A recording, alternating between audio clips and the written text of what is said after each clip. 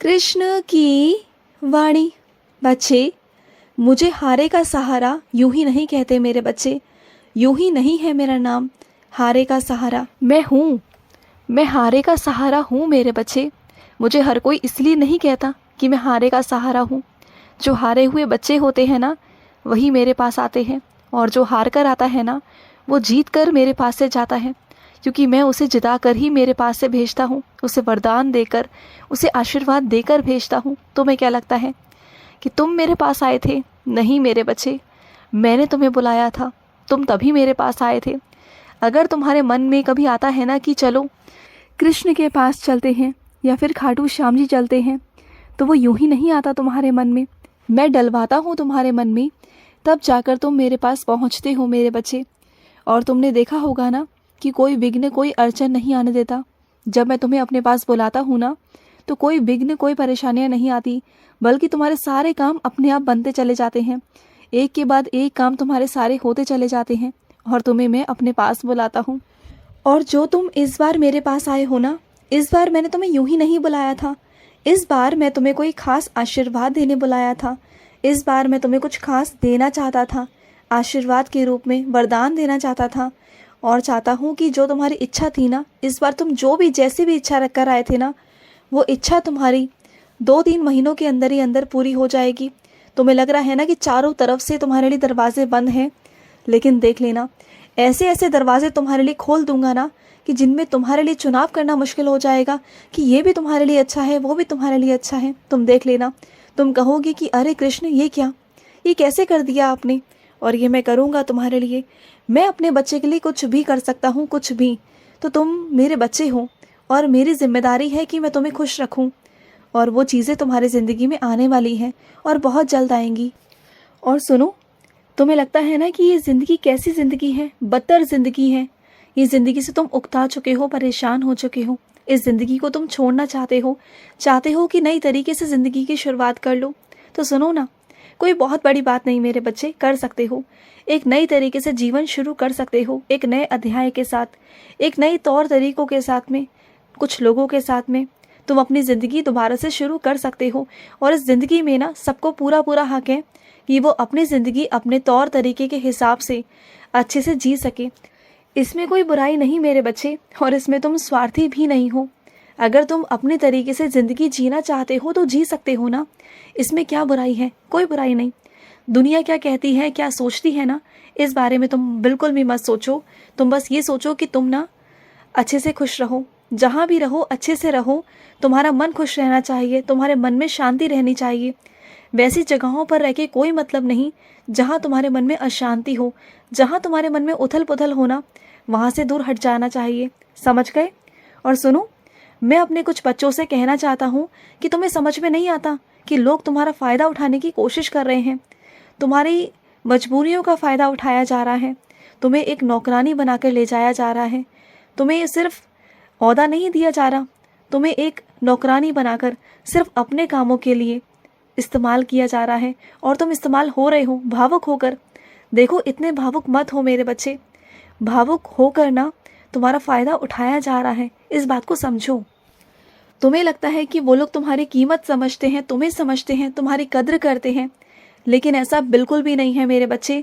तुम्हारी भावनाओं का मजाक बनाया जाता है तुम्हारे पीठ पीछे, तुम्हारे बारे में उल्टा सीधा कहा जाता है। तुम्हें क्यों समझ में नहीं आता? क्यों तुम मना नहीं कर पाते? क्यों तुम हमेशा हाँ ही करते हो? हाँ कहना हर जगह ज़रूरी नहीं होता मेरे बच्चे। ना शब्द का भी प्रयोग करना बहुत ज़रूरी है। ना भी कहना बहुत ज़रूरी है। जहाँ तुम्हारे साथ गलत हो रहा है ना, वह ना कहना बहुत ज़रूरी है मेरे बच्चे, इस बात को समझो। और सुनो, मैं अपने कुछ बच्चों से कहना चाहता हूँ, जिन मेरे बच्चों ने बीच में पढ़ाई छोड़ दी थी, किसी मजबूरी की वजह से, किसी काम की वजह से, या कोई जिम्मेदारियाँ उनके ऊपर आ गई थी। लेकिन अगर वो दोबारा से पढ़ना चाहते हैं तो पढ़ो ना मेरे बच्चे। कोई उम्र नहीं होती। जो तुम्हारे अधूरे सपने थे ना, वो मैं पूरे करूँगा। पहले मैं तुम्हारी ज़िंदगी में एक अलग तरीके से था। मैं तुम्हें जानता था, लेकिन तुम मुझे नहीं जानते थे। लेकिन अब तुम भी मुझे जान गए हो, और मैं भी तुम्हें बहुत अच्छे से जान गया हूँ, बहुत बहुत अच्छे से। तो अब मैं तुम्हारी ज़िंदगी में सब कुछ पूरा करना चाहता हूँ, तुम्हारी इच्छाएं भी, और तुम्हारा मन भी, तुम्हारे शौक़ भी। अगर तुम्हारा मन है कि तुम्हें पढ़ना है तो पढ़ो। मैं तुम्हारे साथ हूँ और बिल्कुल चिंता मत करना, सारा इंतज़ाम हो जाएगा। तुम बस पढ़ने की लगन रखो, तुम बस पढ़ो, तुम्हारे सपनों को पूरा मैं करूँगा। तुम बिल्कुल चिंता मत करना, तुम्हारे अधूरे सपने सारे पूरे हो जाएंगे। तुम बिल्कुल चिंता मत करो। मन में इस चीज़ का मलाल कभी मत रखना कि तुम्हारी उम्र निकल गई। उम्र की कोई सीमा नहीं होती, उम्र सिर्फ एक संख्या है मेरे बच्चे। शौक़ पूरे करने हो तो कभी भी कर सकते हो, बस तुम्हारे मन में दृढ़ विश्वास, इच्छा होनी चाहिए, जुनून होना चाहिए कि तुम्हें वो करना है।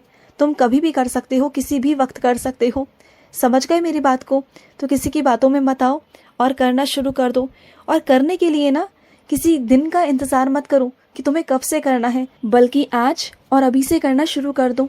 क्योंकि कल का किसने देखा है मेरे बच्चे। तुम भविष्य पर मत जाया करो कि तुम तब से करोगे या तब से करोगे।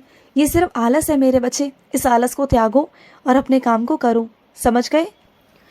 और मैं अपने कुछ बच्चों से कहना चाहता हूँ कि तुम्हारे घर में जो झाड़ू है ना मेरे बच्चे, वो झाड़ू तुम्हारे घर के सामने नहीं आना चाहिए। हर किसी के सामने झाड़ू मत रखा करो। झाड़ू को उठा के ऐसी जगह पर रखो जहाँ किसी को दिखाई ना दे मेरे बच्चे। और ख़ास तौर पर जो तुम्हारे घर में आए दिन झाड़ू पर पैर पड़ जाता है ना, किसी न किसी का झाड़ू पर पैर पड़ता है, तो वो झाड़ू पर पैर नहीं पड़ना चाहिए। तुम जानते हो वो घर की लक्ष्मी होती है।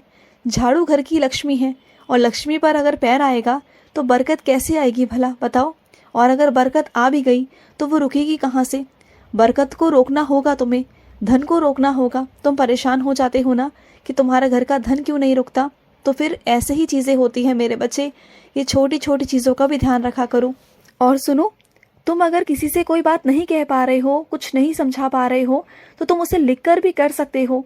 लिख कर भी अपनी भावनाएं प्रकट कर सकते हो मेरे बच्चे। ऐसी कोई बात नहीं है। ज़रूरी नहीं कि लफ्ज़ों में कहकर ही तुम किसी को समझा सकते हो, लिखित भाषा में भी तुम समझा सकते हो मेरे बच्चे। तुम लिख कर दे दो, उसे समझ में आ जाएगा। तुम बिल्कुल चिंता मत करो। और जो तुम्हारा आत्मविश्वास डगमगा रहा है ना, तुम बिल्कुल चिंता मत करना। जवाब सकारात्मक ही आएगा और जवाब हाँ ही आएगा। तुम बिल्कुल चिंता मत करो, इतना मत डरो। कहने से हिचकिचाया मत करो, कहने से डरा मत करो। कह दो, एक बार कह दोगे तो चाहे कुछ भी हो जाए, मैं तुम्हारे साथ खड़ा हूँ, बस ये सोचना। समझ गए? और अपने कुछ बच्चों से कहना चाहता हूँ कि रात रात भर वो सोते नहीं, बेचैन रहते हैं, परेशान रहते हैं। उन्हें कोई ऐसी चिंता है जो बार बार खाए जा रही है। बहुत परेशान है वो, किसी ऐसी चिंता में ग्रस्त हैं कि उन्हें रास्ते दिखाई नहीं दे रहे, परेशान हो रहे हैं। तो सुनो मेरी बात को, रात को ना तुम हनुमान चालीसा पढ़ के सोया करो, या फिर मेरा नाम जाप करके सो।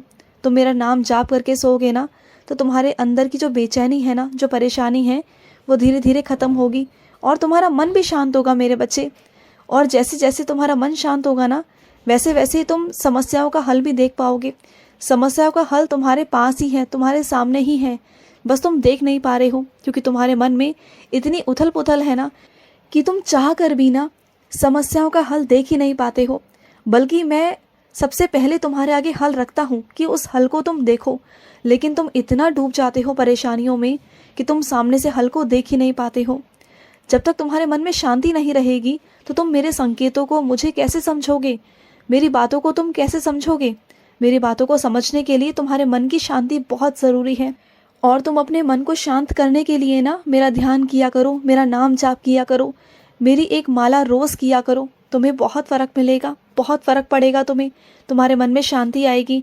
और जब तुम मेरे संकेतों को सुनोगे, समझोगे ना, तब जाके तुम्हें समझ में आ जाएगा कि जो तुम्हारी परेशानी है ना, वो इतनी बड़ी परेशानी नहीं है, उसका हल भी है।